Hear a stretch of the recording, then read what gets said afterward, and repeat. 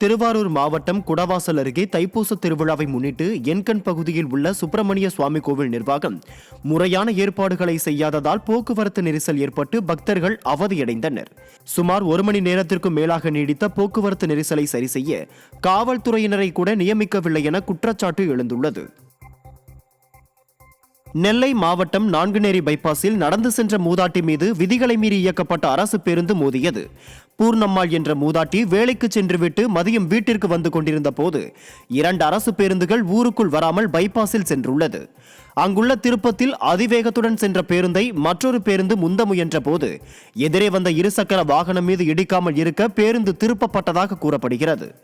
இதில் அவ்வழியாக நடந்து வந்த மூதாட்டி மீது மோதிய பேருந்து அருகில் இருந்த மின்கம்பம் மீது மோதி பள்ளத்தில் சரிந்தது. இந்த விபத்தில் மூதாட்டி சம்பவ இடத்திலேயே பரிதாபமாக உயிரிழந்தார். கடலூர் மாவட்டம் வேப்பூர் அருகே மீனுக்கு விரித்த வலையில் சிக்கிய மலைப்பாம்பினை தீயணைப்பு வீரர்கள் மீட்டனர். மங்களூர் கிராம ஏரியில் இளைஞர்கள் சிலர் மீன்பிடிப்பதற்காக கட்டியிருந்த வலையில் மீன்களுடன் 10 அடி நீள மலைப்பாம்பும் சிக்கியிருந்ததைக் கண்டு அதிர்ச்சியடைந்தனர். இது குறித்து தகவல் பரவிய நிலையில் முதல் முறையாக சிக்கிய மலைப்பாம்பை ஏரிக்கரை பகுதியில் வந்து கிராம மக்கள் ஆச்சரியமாக பார்வையிட்டு சென்றனர். திருப்பத்தூர் மாவட்டம் வாணியம்பாடி அடுத்த வெள்ளக்குட்டை பகுதியில் எருதுவிடும் திருவிழா நடைபெற்றது. இதில் 30க்கும் மேற்பட்ட கிராமங்கள் மற்றும் ஆந்திர மாநிலம் குப்பம் உள்ளிட்ட பகுதிகளிலிருந்து 250க்கும் மேற்பட்ட காளைகள் பங்கேற்றன. விழாவின் போது காளைகள் செல்லும் வழியில் இளைஞர் ஒருவர் மது போதையில் படுத்திருக்கும் வீடியோ வெளியாகி அதிர்ச்சியை ஏற்படுத்தியுள்ளது. மேலும் எருதுவிடும் விழாவுக்கு வந்திருந்த மக்களை குறிவைத்து ஜாக்பாட் விளையாட்டு என்ற பெயரில் இரட்டிப்பாக பணம் தருவதாக கூறி பணத்தை சுரண்டும் நடவடிக்கையில் ஈடுபட்ட கும்பல் மீது நடவடிக்கை எடுக்க மக்கள் வலியுறுத்தியுள்ளனர்.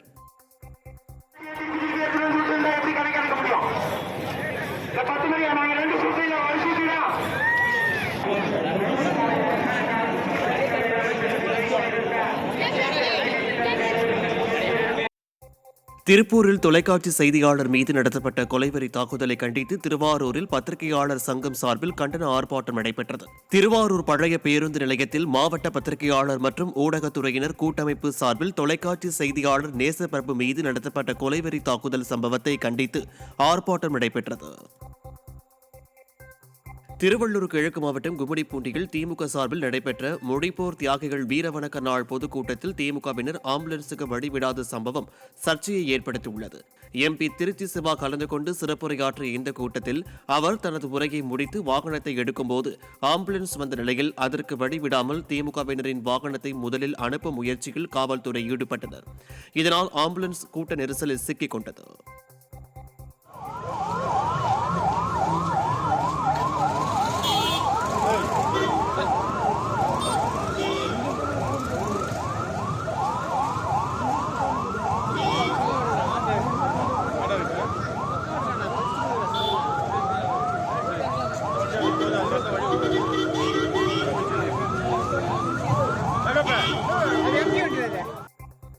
புதுக்கோட்டை மாவட்டம் அறந்தாங்கி அருகே வடக்கு புதுக்குடி மீனவ கிராமத்தில் சிற்றலை தைப்பூச கங்கை அபிஷேக திருவிழாவை முன்னிட்டு நடைபெற்ற பாய்மர படகு போட்டியில் 37 படகுகள் பங்கேற்றன.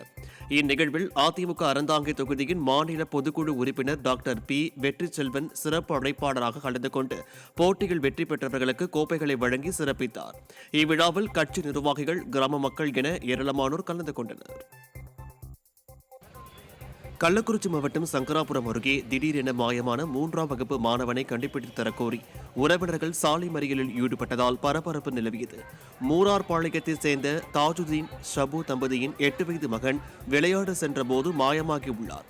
சிறுவனை கண்டுபிடித்து தரக்கோரி உறவினர்கள் சாலை மறியல் செய்த நிலையில் அங்கு வந்த போலீசார் சமாதான பேச்சுவார்த்தையில் ஈடுபட்டனர். இதனிடையே மாயமான சிறுவன் பேருந்தில் திரும்பி வந்துள்ளார். விசாரித்ததில் மர்ம நபர் ஒருவர் சாக்லேட் கொடுத்து அழைத்து சென்றதாக தெரிவித்ததை தொடர்ந்து சிசிடிவி காட்சிகளை ஆய்வு செய்து மர்ம நபரை தேடி வருகின்றனர். உலக பிரசித்தி பெற்ற மதுரை மீனாட்சி சுந்தரேஸ்வரர் கோவிலின் தெப்பத் திருவிழா கடந்த 14ஆம் தேதி கொடியேற்றத்துடன் தொடங்கியது.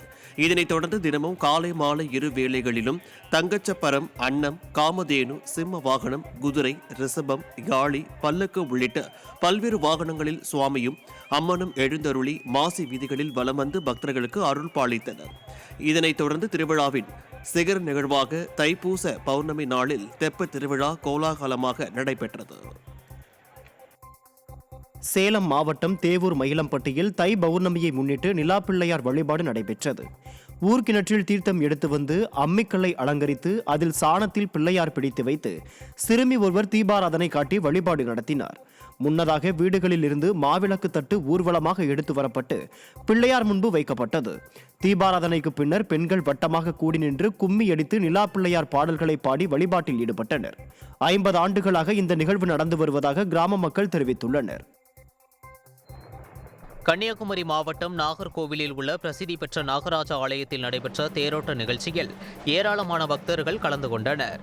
தை பெருந்திருவிழாவின் முக்கிய நிகழ்வான தேர் திருவிழா வெகு விமர்சையாக நடைபெற்றது. இதில் மாவட்டத்தின் பல்வேறு பகுதிகள் மட்டுமின்றி அண்டை மாநிலமான கேரளாவில் இருந்தும் ஏராளமான பக்தர்கள் கலந்து கொண்டு தேரை வடம் பிடித்து இழுத்து சாமி தரிசனம் செய்தனர். திருப்பூர் மாவட்டம் காங்கேயம் அடுத்த சிவன்மலை சுப்பிரமணிய சாமி கோயிலில் இன்று மாலை தேரோட்டம் நடைபெறவுள்ளது. இதனை முன்னிட்டு இன்று அதிகாலை 4 மணிக்கு மகா அபிஷேகமும் காலை 7:30 மணிக்கு மகரபுசிய நல்வேளையில் முருகப்பெருமான் வள்ளி தெய்வானையுடன் சுவாமி ரதத்திற்கு எழுந்தருளி பக்தர்களுக்கு அருள்பாலித்தார். இதில் 10,000க்கும் மேற்பட்ட பக்தர்கள் கலந்து கொண்டு சாமி தரிசனம் செய்தனர். நெல்லை மாவட்டம் திருக்குறுங்குடி அழகிய நம்பிராயர் திருக்கோயிலில் நடைபெற்ற தைத்தப்ப உற்சவத்தில் ஆயிரக்கணக்கான பக்தர்கள் கலந்து கொண்டனர். சிறப்பு அலங்காரத்தில் மூலஸ்தானத்தில் இருந்து ஸ்ரீதேவி பூதேவி சமேத அழகிய நம்பிராயர் தங்கப்பல்லாக்கில் தெப்பத்திற்கு எழுந்தருளினார். அப்போது ஜீயர் மடம் முன்பு ஜீயர் சுவாமிகளுக்கு மரியாதை செய்யப்பட்டதும் சன்னதி திருவழியாக வந்த பெருமாளுக்கு யானைகளால் சிறப்பான வரவேற்பு அளிக்கப்பட்டது. தைப்பூசத்தையொட்டி ஈரோடு மாவட்டம் சென்னிமலையில் உள்ள சுப்பிரமணிய சாமி கோயிலில் நடைபெற்ற தேரோட்ட நிகழ்ச்சியில் ஆயிரக்கணக்கான பக்தர்கள் கலந்து கொண்டனர். நிகழ்ச்சியின் போது சுப்பிரமணிய சுவாமி உற்சவர் சிலையை வைத்து சிறப்பு தீப ஆராதனை காண்பிக்கப்பட்டது. அப்போது பக்தர்கள் அரோகரா கோஷத்துடன் தேரை வடம் பிடித்து இழுத்து சென்றனர்.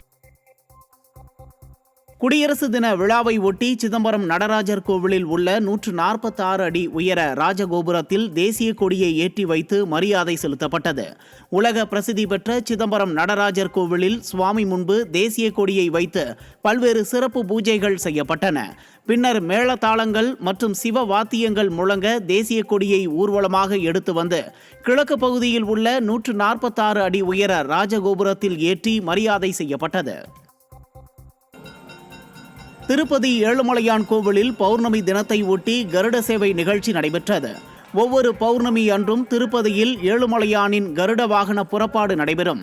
அதன்படி பௌர்ணமி தினமான வெள்ளிக்கிழமையன்று உற்சவர் மலையப்பசாமியின் கருட வாகன புறப்பாடு கோவில் மாட வீதிகளில் கோலாகலமாக நடைபெற்றது. அப்போது மாட வீதிகளில் காத்திருந்த பல்லாயிரக்கணக்கான பக்தர்கள் கற்பூர ஆரத்தி காண்பித்து வழிபட்டனர். தைப்பூச திருவிழாவையொட்டி திருச்செந்தூர் அருள்மிகு சுப்பிரமணிய சுவாமி திருக்கோவிலில் அரோகரா கோஷத்துடன் பறவை காவடியில் தொங்கியபடியே பக்தர்கள் நேர்த்திக்கடன் செலுத்தினர். தூத்துக்குடி, திருநெல்வேலி, தென்காசி, விருதுநகர், ராமநாதபுரம் ஆகிய மாவட்டங்களிலிருந்து லட்சக்கணக்கான பக்தர்கள் பாத யாத்திரையாக வந்து நேர்த்திக்கடன் செலுத்தினர். குறிப்பாக சங்கரன் கோவிலை சேர்ந்த பக்தர்கள் பறவை காவடியில் தொங்கியபடியே அரோகரா கோஷத்துடன் வலம் வந்தது காண்போரை மெய்சிலிர்க்க வைத்தது.